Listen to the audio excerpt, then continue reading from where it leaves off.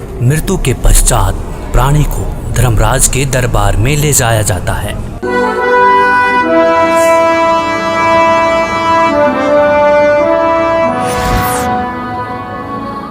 पृथ्वीलोक पर प्राणी जैसा भी कर्म करता है उसका विवरण हर रोज धर्मराज के बही में ऑटोमेटिकली फैक्स हो जाता है।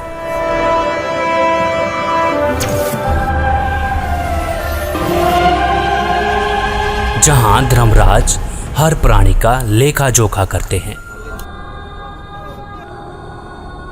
इसीलिए धर्मराज को 21 ब्रह्मांड का न्यायाधीश भी कहा जाता है। जीवात्मा को पेश किया जाए।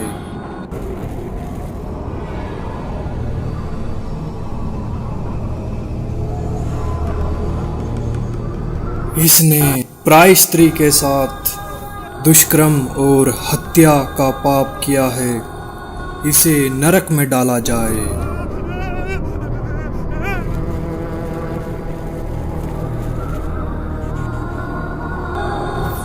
जो भ्रष्टाचार, चोरी, मदिरापान, नशा आदि करते थे,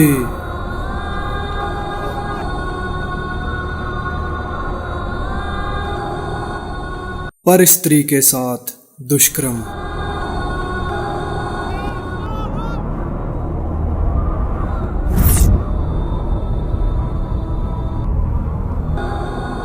पर पुरुष के साथ नाजायज संबंध और धोखाधड़ी।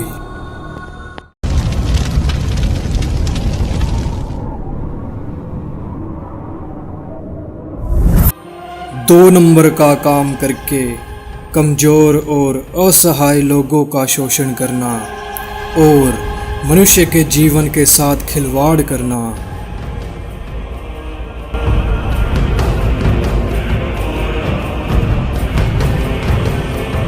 शास्त्र अनुकूल भक्ति न करके शास्त्र के विरुद्ध भक्ति करते रहे। कोई तत्वदर्शी संत को गुरु न बनाया।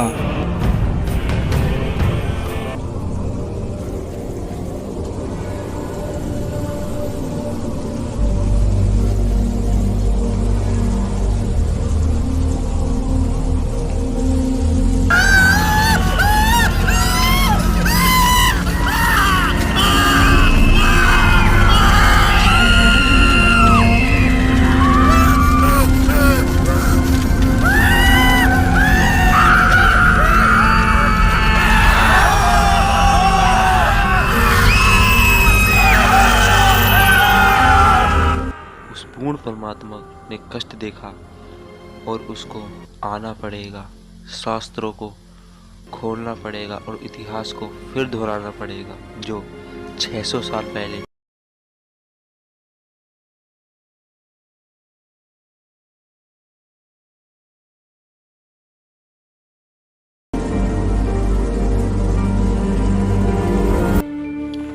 सबकी मदद करने वाला,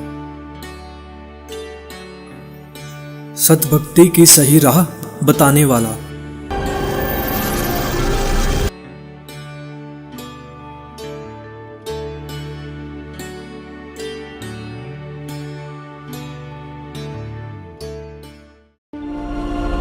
बहुत सारी आत्माएं तत्व ज्ञान को जानकर सतलोक चली जाएंगी। तेरे कोटी में झांकी सुरता तो ये पति बुलावे है। इस मोह ममता के जाल में तने काल फसावे है। अपने पति को भूल बावड़ी बैठी आराम संगर के। काम क्रोध मोह लोभ मस्करे रिये जारा के। अपने पति को भूल बावड़ी बैठी आराम संगर के। काम क्रोध मोह लोभ मस्करे रहिए जारा ते डर के। मात पिता संतान संपत्ति में तू तो उलझ गई घर के। मिलना चाहे पति अपने ते बांधे कफन सिर के। उस पूर्ण परमात्मा की भक्ति करने के पश्चात यह आत्मा उस जगह चली जाएगी जहाँ की हर वस्तु कभी खराब नहीं हो सकती और वहाँ पर हमेशा कभी बुढ़ापा कभी नहीं आता, हमेशा युवा शरीर रहता है।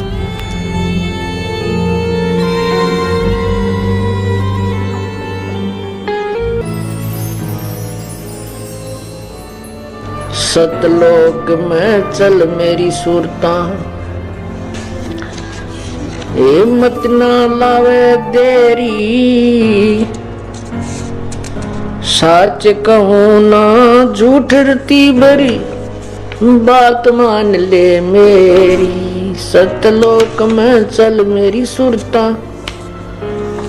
हिम्मत ना लावे देरी, सच कहूँ ना झूठ रती भरी, तू बात मान ले मेरी। कहते हैं मन मान सरोवर नाण रे, जल के जंतु रे जल माही, आठों बखत बिहान रे, आठों बखत बिहान रे। मन मान सरोवर नाण रे, जल के जंतु रे जल माही, आठों बखत बिहान रे। कि भाई मन नो है मान सरोवर नहाया करे। ऊपर जो सरोवर है सतलोक की तरफ चलते हैं ना, इस मृत मंडल में भी 21 ब्रह्मांड के अंदर भी मान सरोवर है, इनसे ऊपर सतलोक में भी मान सरोवर है। कहते हैं मन मान सरोवर नाण रे, जल के जंतु रे जल माही, आठों। सतलोक जहाँ पे सत्य पुरुष साकार रूप में है, जो कि इस समय संत रामपाल जी महाराज के रूप में धरती पर अवतार लेके आ चुके हैं, जो कि हमें शास्त्रों के अनुसार भक्ति खोल के बता रहे हैं, शास्त्रों में उंगली रख के बता रहे हैं। जब ये शरीर छोड़कर जाता है तो परमात्मा के दरबार में जब इससे अकाउंट लिया जाता है तो ये क्या कहता है, भगवान मेरे को पता नहीं लगा, मुझे ज्ञान नहीं हुआ कि मुझे क्या करना चाहिए था, भक्ति करनी चाहिए थी या नहीं थी। तो परमात्मा उलाहने में नहीं रहते, परमात्मा ये भी कसर नहीं छोड़ते। प्रत्येक गांव में, प्रत्येक नगर में, पूरी पृथ्वी पर कोई भी प्राणी ऐसा नहीं जो इस बात से अपरिचित हो भगवान की भक्ति करनी चाहिए, परमात्मा ने याद करो। यानी किसी ना किसी के मुख से उसने अवश्य कहा है भगवान की भक्ति करनी चाहिए, परमात्मा ने याद करवाई। कोई गलती करता है, पाप कर रहा है, भाई भगवान से डर, मालिक ने याद करे। यानी इस तरह की प्रेरणा प्रत्येक प्राणी तक मालिक ने पहुंचा रखी होती है। फिर दूसरा ये होता है, जैसे आप जी गए हुए हो, आप प्रत्येक भाई को, बहन को, मित्र को, सहेली को, कोई रिलेटिव है, संबंधी, उनसे अवश्य ये चर्चा करते हो कि भगवान की भक्ति करो और भक्ति का मार्ग ये है, वो भक्ति का साधना ठीक नहीं है। तो भले ही वो नहीं मान रहे हैं तो उनका दुर्भाग्य है। जब वो सच्चे दरबार में जाकर खड़े होंगे उनका कोई पुण्य उनके साथ होगा नहीं, क्योंकि भक्ति शास्त्र विरुद्ध है। गीता जी अध्याय नंबर 16 के श्लोक नंबर 23 में कहा कि अर्जुन, शास्त्र विधि को त्याग कर जो मनमाना आचरण करते हैं, मनमाने आचरण का अर्थ है जो अपनी मर्जी से लोक वेद के आधार पर, सुनी सुनाई कथाओं के आधार पर, ज्ञान के आधार से पूजाएं करते हैं, वो मनमाना आचरण कहलाता है, जो वेदों और गीता में वर्णित नहीं है। जो शास्त्र विधि को त्याग कर मनमाना आचरण करते हैं उनकी ना तो कोई सिद्धि होती है, ना उनकी गति होती है, ना कोई सुख होता है, यूजलेस। तो जो साधना आप कर रहे थे वो तो उनके पास साथ भक्ति धन हुआ नहीं और पापों की गठड़ी बंध गई पूरी।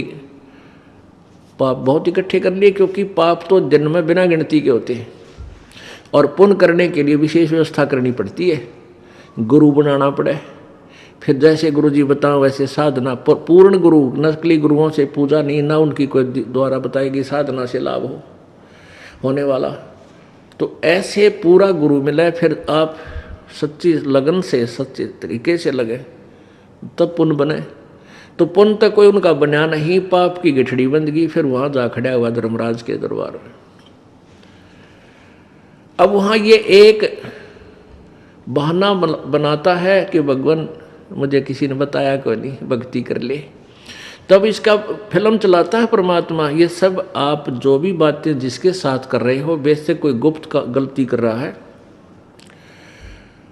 तो वो भी फिल्म बनकर भगवान के दरबार में पहुंच जाती है और एक आपके अंतःकरण में, आपके कंप्यूटर में ऑटोमेटिकली फीड हो जाती है। तो जब ये वहाँ खड़ा होकर ये झूठ बोलता है, बहाना बनाता है, तो परमात्मा इसके कंप्यूटर से जो वहाँ भगवान के दरबार में इसके नंबर का है ऑन कर देता है कि ले देख, ये भक्त तुझे क्या कह रहा है, ये बहन तुझे क्या कह रही है कि भक्ति कर ले, तू क्या कह रहा है, फिर देखेंगे किसने देखा है। ईब के भक्ति करने का टाइम से बुढ़ा होकर भक्ति करूँगा, और भक्ति तने करी नहीं, बकवाद करता रहा। फिर ये कैसे कह रहा है कि मेरे को किसी ने बताया नहीं, फिर ये यूं कर ले है नीची गर्दन। भगवान गलती बन गई बन गदा। अब गलती की सजा दूँ मैं, मेरे पास और कोई विकल्प नहीं। जिसी तू करेगा वैसा फल दे दूंगा। तेरा पुण्य होता तो स्वर्ग भेज दूँ, हो देवता बना दूँ, पुण्य नहीं है तो बन गदा। फिर ये कहता माफ़ करो भगवान, माफ़ करो परमात्मा। फिर धर्मराज कहता है जब तुझे मनुष्य शरीर कभी प्राप्त हो तब तू भक्ति करना भाई, अब कुछ नहीं बना, जाइए। तो जब ये माँ के गर्भ में वहाँ से जब ये मानव शरीर प्राप्त करके चलता है, वहाँ के जो देव पुरुष हैं वो भी कहते हैं इस आत्मा को कि भाई तेरा दाव लग गया, और ये मनुष्य शरीर बार बार नहीं मिलता, पूरे संत की तलाश करिए। देवता भी पछता रहे हैं कि हमने तो गलती कर दी, हमें भी संत पूरा नहीं मिला, हमारी भी जन्म मृत्यु होगी, और कभी मनुष्य शरीर मिलेगा तो पूरे संत ने ढूंढाएंगे भाई। इन अधूरे संतों के आधार पर हमने भक्ति कर ली, हम पार नहीं हो पाए, हम फिर जन्म मृत्यु में। तो आने वाले मानव शरीर प्राप्त करने वाले को प्रत्येक ने एक सलाह देते हैं कि तेरा दाव लग गया भाई, भक्ति करिए, बकवाद मत करना। तो वहाँ तो ये बिल्कुल पक्का होका हुआ है, माँ के गर्भ तक इसको याद रहता है। बाहर आते ही फिर ये 3 गुणों के प्रभाव से ये भूल जाता है।